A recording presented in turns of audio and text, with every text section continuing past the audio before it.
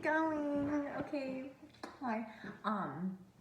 So I'm in Siargao Island in the Philippines. I'm in the south of the Philippines, which is just like a massive, this is a hard one, archipelago, call it what you want. It's one of them.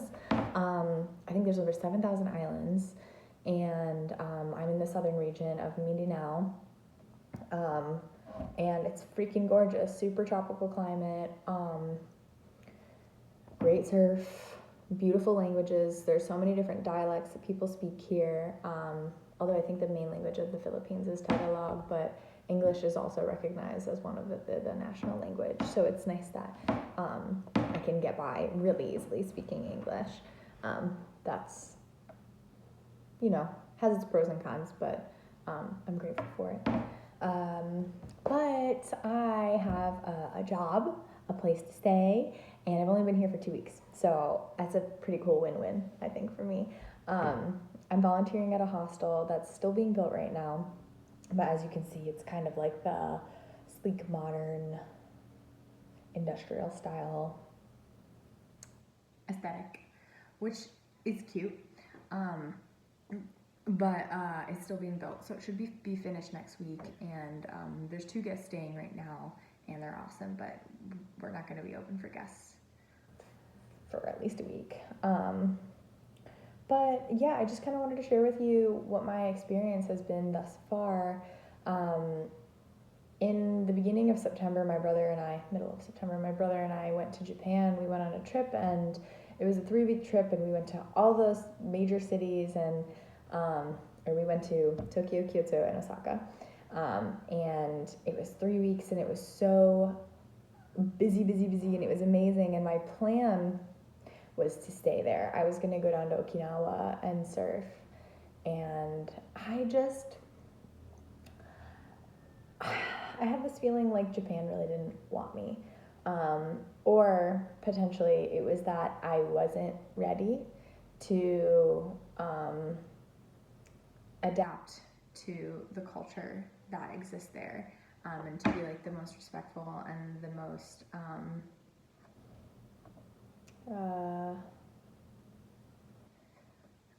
I guess just respectful, really.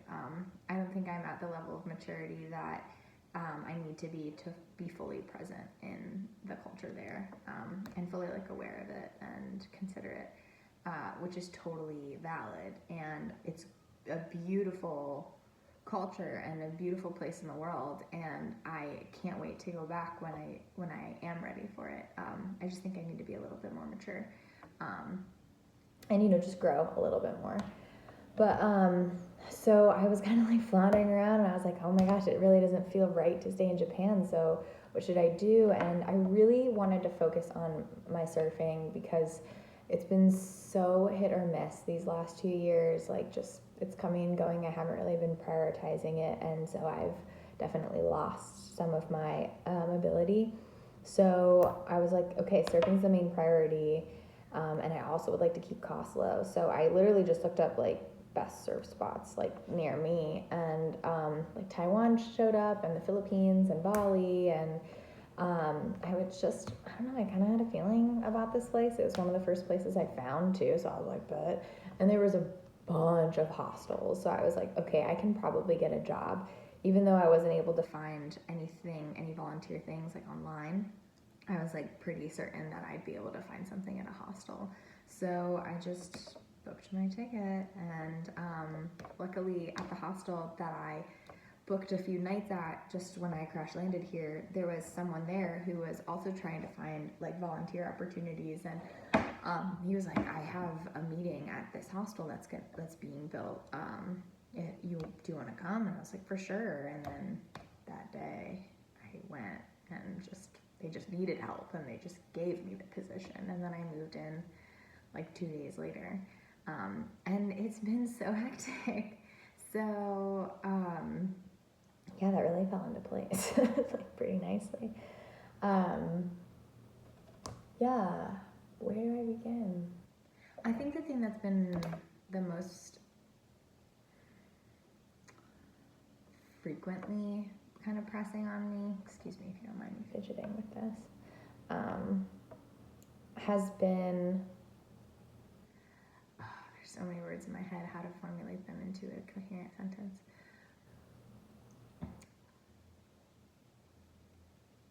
The thing that I experience the most culture shock in when I travel is gender stereotyping.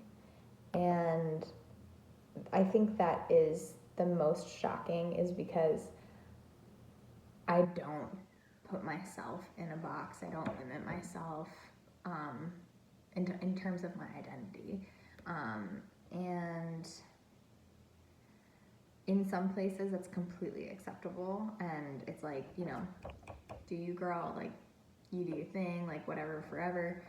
And then in other places it's like, okay, well, you're clearly a woman, and therefore you clearly fit into this mold that we've created of a woman. And that also, you know, that bleeds into other things, like, I'm American, so here's the mold of the American. I'm young, so here's the mold of youngness. I'm white, so here's the mold of the whiteness. And, you know, people assume I'm a digital nomad, so there's that too. I'm not a digital nomad. I'm a generic nomad.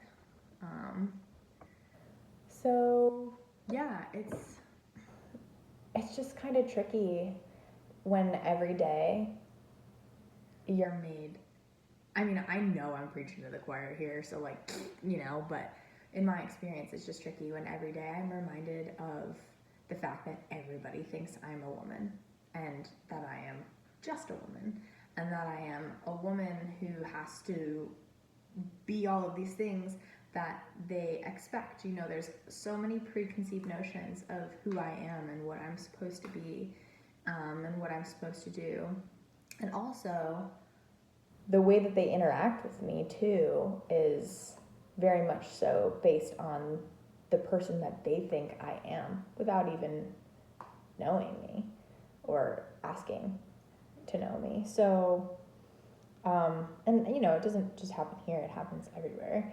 I've just never really spoken about it. And, you know, I've been here long enough to a point where I'm like, okay, so this is, like, gonna be a thing. So I've noticed it.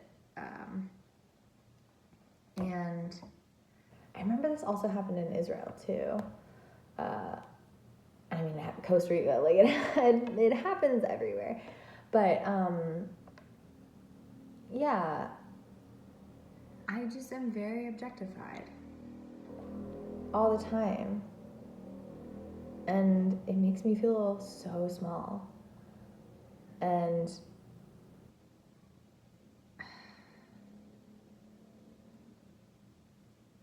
I don't know, I'm so fortunate to oftentimes be in places where it's not the norm, and or it's so infrequent that I don't pay attention to it, or like it doesn't, like, affect me as much. But here it happens multiple times a day. I'm being catcalled. People are asking if I'm single, like, I mean, and also just assuming that I can't lift things because I'm a woman, or they think I'm a woman.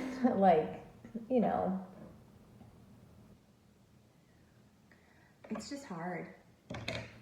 It's not wonderful. And so here's a thing. So the other day I was meeting a group of people for the first time, and I was asked to introduce myself. And it was a group of local people, international people, a mix. So I just ran up there and just, you know, he said, like, this is Z. So I was just like, hi, you know, and then I just ran away. And then somebody was like, are you single?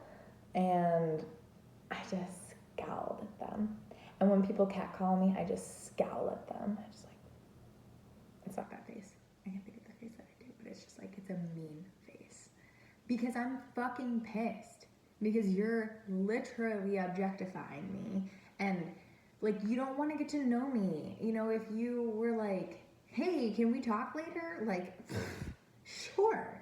But don't just ask me if I'm single. Like, don't just yell that, because that's just like, you just want something from me for your own benefit. You don't care about me. Like,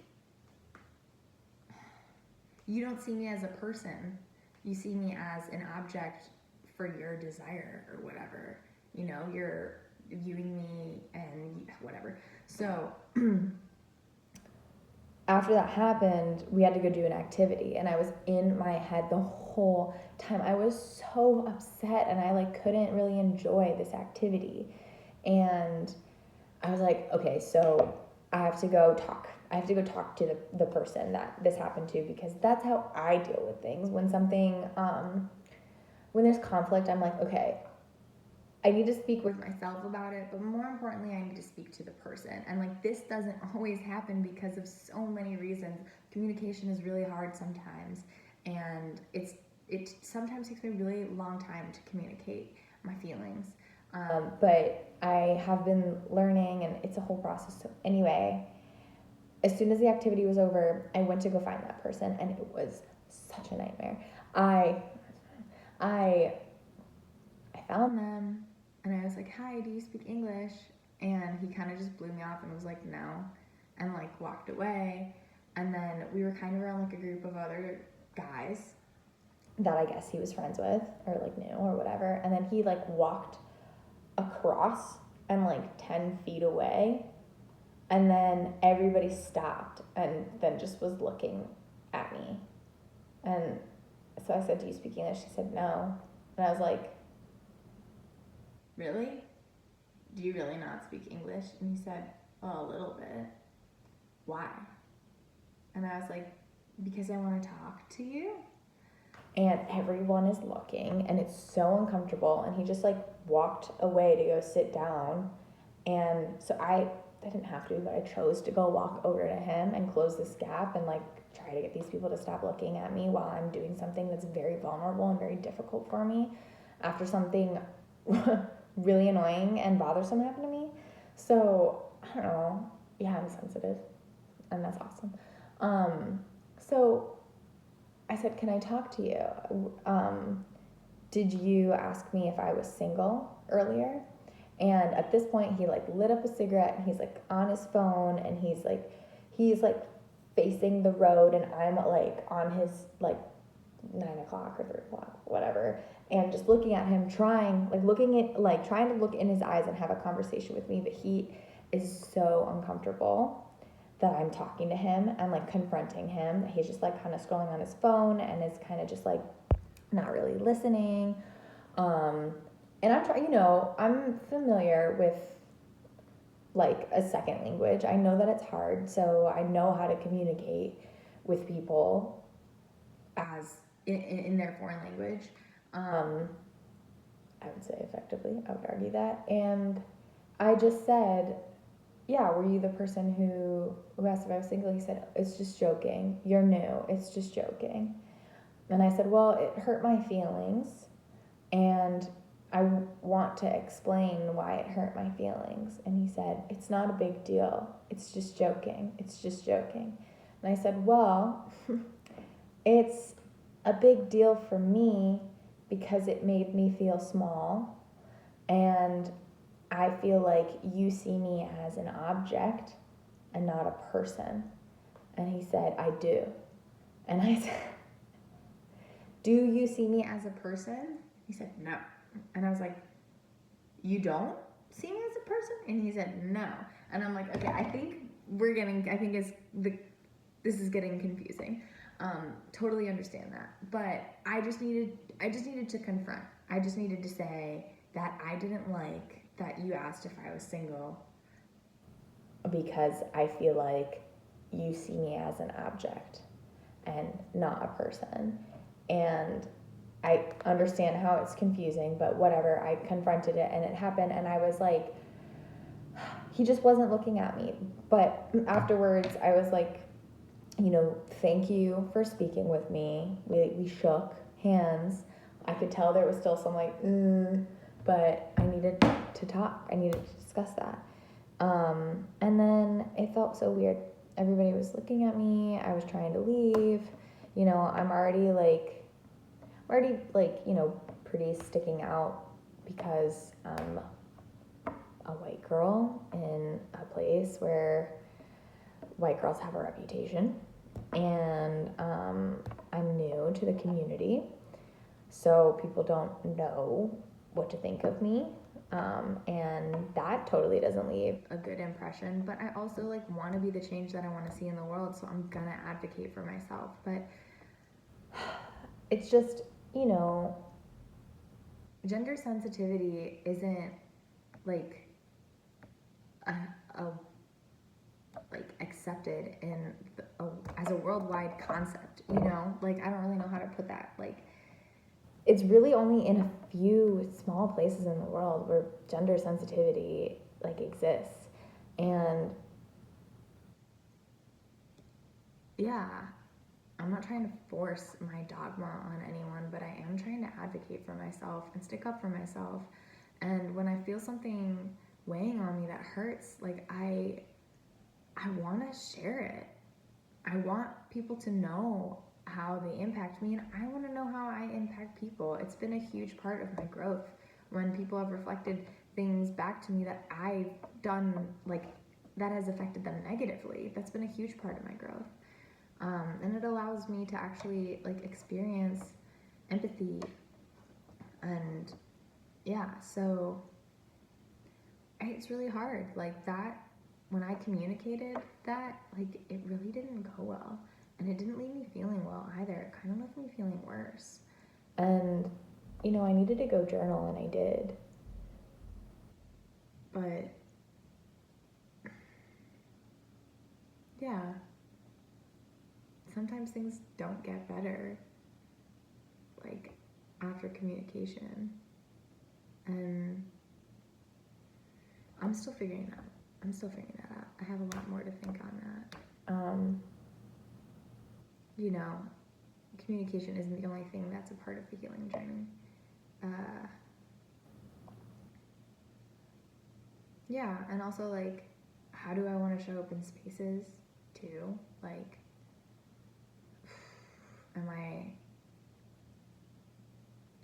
I rocking the boat by sharing my feelings? You know, and like this is really specific to the situation too. You know, like to the culture where I'm at, to the person who I'm speaking with, on what the situation is. Like it's all very moment to moment specific, and it's hard to know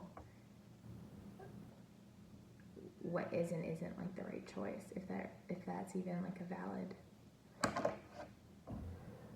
statement. Anyway, this is getting really long, and I didn't mean for it to get this long, but that's just been something I've been struggling with here, and I wanted to share that. I do want to share all the other things that have been happening, but I've been needing to write about this, but I also really have been wanting to talk about it and share it, and you know, like discuss it with all of you too, and like, what do you think? What have been your experiences? Yeah, let me know. I'll talk to you later.